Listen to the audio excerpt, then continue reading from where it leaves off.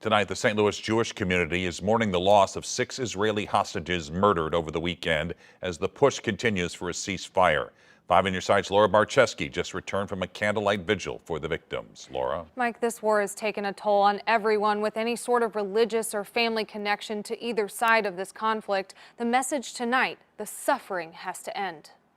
As we remember Hersh Goldberg-Polin, Yerushalmi, Ori Danino, Lobanov, Carmel Gat, and Almog Sarusi. All 6 Israeli hostages were abducted just under a year ago, the day the war began. They're all between the ages of 23 and 40. 5 of them were abducted from the Nova Music Festival. At this stage, we assess that the hostages were murdered by Hamas terrorists shortly before our soldiers were able to reach them inside the tunnel in Rafah. As the St. Louis Jewish community learned of this news, the United Hebrew Congregation said they had to do something to bring the community together. Not only are we feeling the tear in our hearts, but we're feeling lonely. We're feeling lonely as American Jews. They prayed and sang together,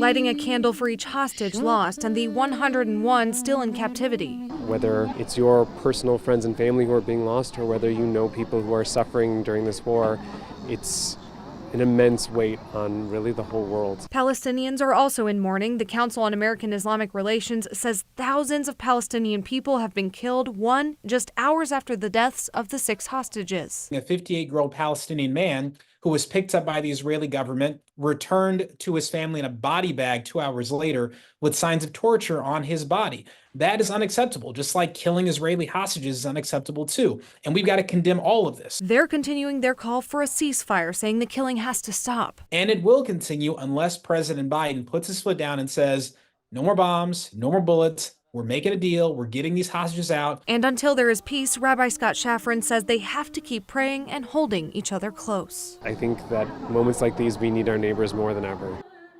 President Biden said in a statement earlier today, we will keep working around the clock for a deal to secure the release of the remaining hostages.